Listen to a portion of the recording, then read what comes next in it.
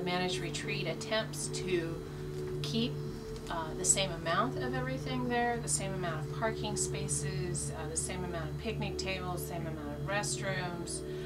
It just relocates them and reconfigures the park to allow those to remain.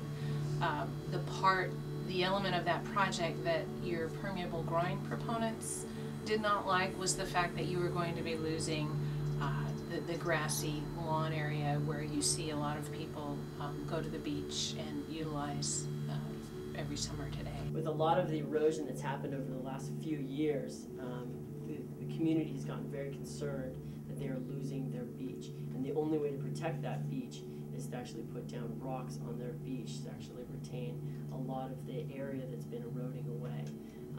Surfrider Foundation is very concerned that putting rocks on the beach will actually take away more sand. So what we feel is the county has taken some drastic measures that might create a worse problem than the beach than it has currently. What would happen if we just let go? Would the beach, unconstrained by man, provide us with a new landscape? One we might not have witnessed before? In the end, it all comes down to science and values. Do you want a more natural beach, or do you want the park left intact? It's very difficult to maximize for both.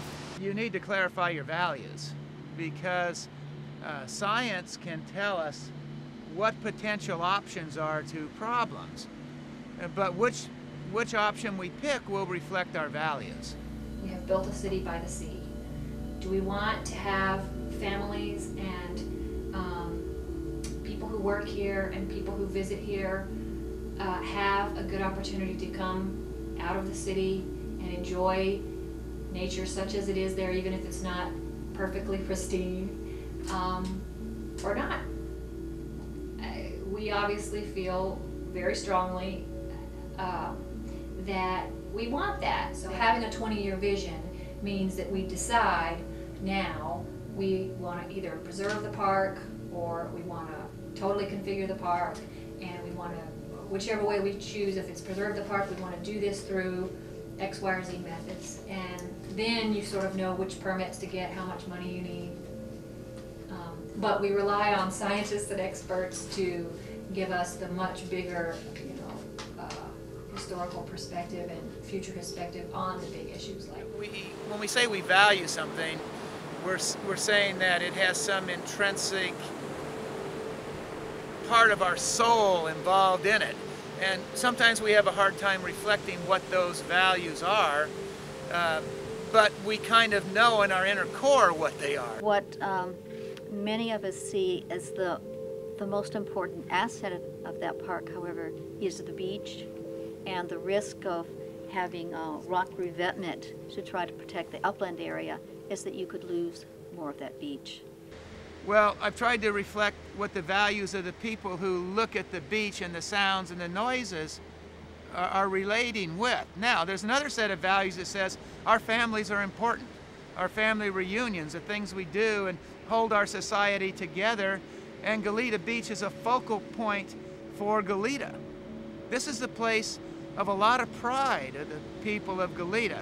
It's where maybe their grandfathers came on their wedding reception, or grandmothers, where they come for their parties and their reunions, to play horseshoes on Sunday, to go to the restaurant that they've been doing for many, many years. So their values are that are related to the family structure and unit, which also relates back to our Pleistocene heritage and so forth, of wanting to gather together and do things. So you got a basic conflict there in a natural environment that's changing radically all the time. Royal Beach is a smaller facility, smaller parking lot, and the sand. But it's always full on a good day. Yeah, you can get And this is the largest used park in the county by almost 2 to 1 to the next park. And more people use this in the airport. So it's huge, a lot of community here. And there is no place else to go in the consequence because there's no parking. And you could go to Ivy Beach or any of the number of the other places, but there's no parking to get there. And this is it. And if you lose this, you lose a huge asset to this community. love this work. It's great. Deep ecology is a philosophy whose author is Arne Næss, a Norwegian philosopher who wrote the main theses of deep ecology in the 1970s. The key point of deep ecology is that it is not anthropocentric. It is trying to turn the anthropocentric view of nature, that is, that humans are separate from nature, and moreover humans are masters of nature. Humans have a right to control, change, alter nature. From this view, deep ecology turns to what they call an ecocentric view, where all beings are completely interconnected, inseparably interconnected, and humans are a part of this bloodstream.